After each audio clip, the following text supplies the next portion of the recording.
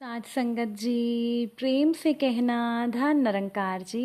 एक नई साखी के साथ स्वागत है आप सभी का आपके ही अपने चैनल पर। आज की साखी का विषय है जो भी मिला है उसी में ही खुश रहें। तो चलिए सुनते हैं आज की ये साखी। साथ संगत जी, एक बार रास्ते में एक अमीर आदमी की कार खराब होने पर वो दूर एक पेड़ के नीचे खड़े एक रिक्शा वाले के पास जाता है। वहां जाकर देखता है कि रिक्शा वाले ने अपने पैर हैंडल के ऊपर रखे हुए होते हैं, पीठ उसकी अपनी सीट पर और सिर जहां सवारी बैठती है उस सीट पर होता है, और वो बड़े ही मज़े से लेटकर गाना गुनगुना रहा होता है।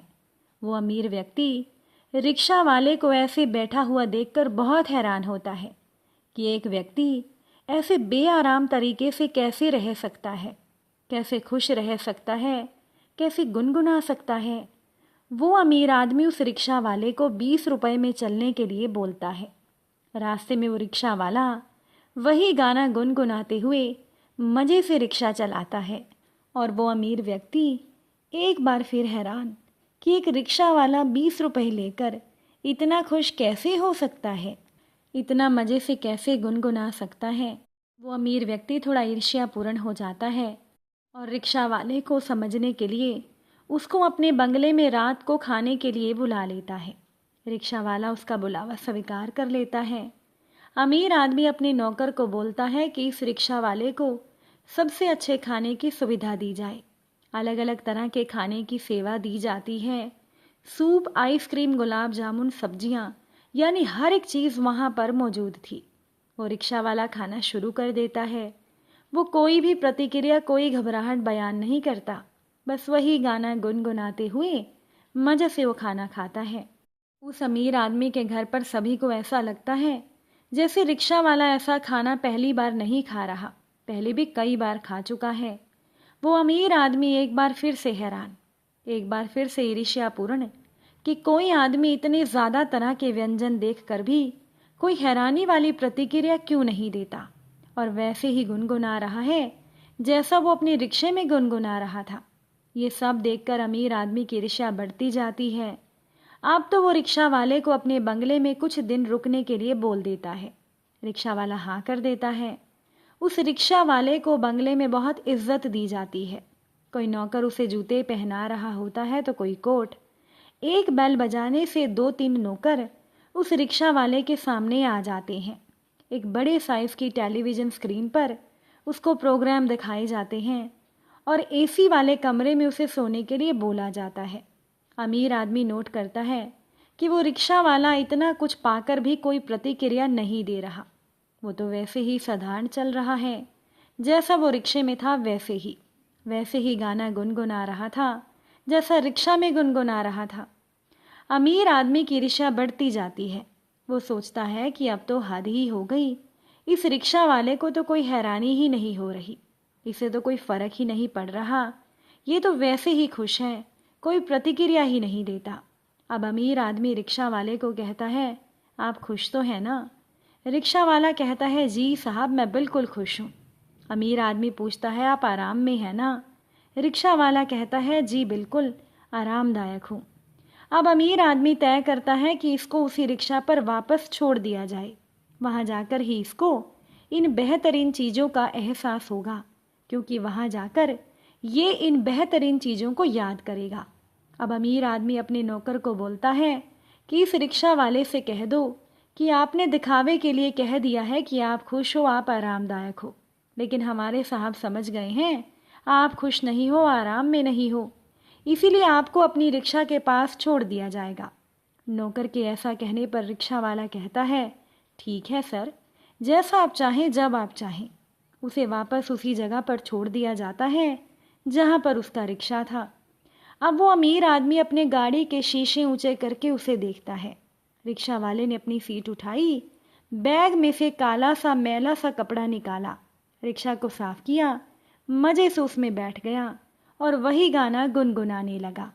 अमीर आदमी अपने नौकर से पूछता है कि बात क्या है, इसको कोई फ़र्क क्यों नहीं पड़ रहा? इतनी आरामदायक ज़िंदगी, इतनी बेहतरीन ज़िंदगी को ठुकराकर वापस इसी कठिन ज़िंदगी में आना और वैसे ही खुश होना, वैसे ही गुनगुनाना। फिर वो नौकर उस अमीर आदमी को कहता है, सर, यही तो एक कामयाब इंसान की पहचान है। एक कामयाब इंसान वर्तमान में जीता है, उसका आनंद लेता है और बढ़िया ज़िंदगी की उम्मीद में अपना वर्तमान खराब नहीं करता। अगर उससे भी बढ़िया ज़िंदगी मिल गई तो उसका भी स्वागत करता है, उसका भी आनंद लेता है, उसे भी भोगता है और वर्तमान को भी खराब नहीं करता। और अगर ज़िंदगी में दोबारा उसे कोई बुरा दिन देखना पड़े तो भी उस वर्तमान को वो उतनी ही खुशी से, उतने ही आनंद से, उतने ही मज़े से भोगता है, मनोरंजन करता है और उसी में ही आनंद लेता है। इसीलिए ध्यान रखिए साथ संगत जी, कामयाबी हमारी ही खुशी में छिपी है। अच्छे भविष्य की उम्मीद में अपने वर्तमान को कभी खराब ना करें और ना ही कम अच्छे दिनों में ज़्यादा अच्छे दिनों को याद करके अपने वर्तमान को खराब करें। अपने वर्तमान में आनंद लें। बस ये विचार ज़रूर करें कि जो आपके पास है, क्या वो लाखों करोड़ों से आज भी बेहतर नहीं है? जो भी परमात्मा ने दिया है उसका शुक्राना करें। एक बार एक बहुत अरबपति महिला ने एक गरीब चित्रकार से अपना चित्र बनवाया। चित्र बन गया तो वो अमीर महिला वो चित्र लेने आई। वो बहुत खुश थी। चित्र देखकर तो वो बहुत हैरान हुई। उसने चित्रकार से कहा कि मैं तुम्हें क्या इनाम दूं? चित्रकार बड़ा गरीब आदमी था। अब गरीब आदमी इच्छा भी करे तो कितनी बड़ी करे, मांगे भी तो क्या मांगे। हमारी मांग सब गरीब आदमी की मांग है परमात्मा से। हम जो मांग रहे हैं वो शुद्र है।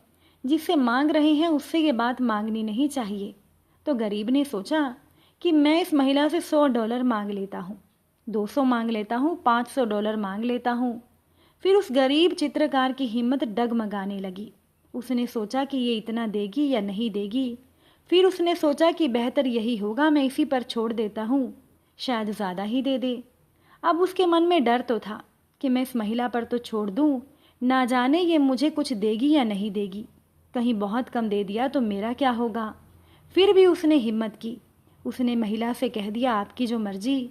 तो उस महिला के हाथ में जो बैग था, जो पर्स था, उसने कहा, अच्छा तो तुम मेरा ये पर्स रख लो, ये बड़ा कीमती है।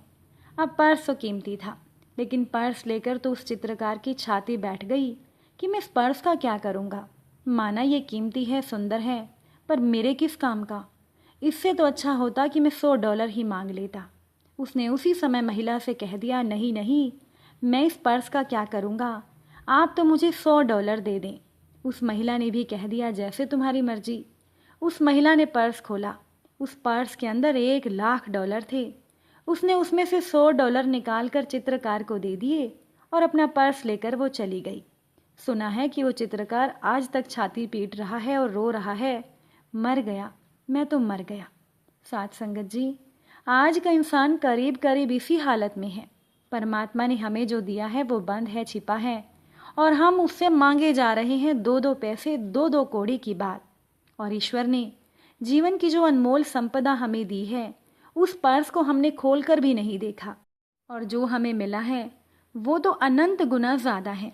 लेकिन अगर हमें मांगने से फुर्सत हो तब तो हमें दिखाई दे कि भगवान ने हमें क्या कुछ दिया है।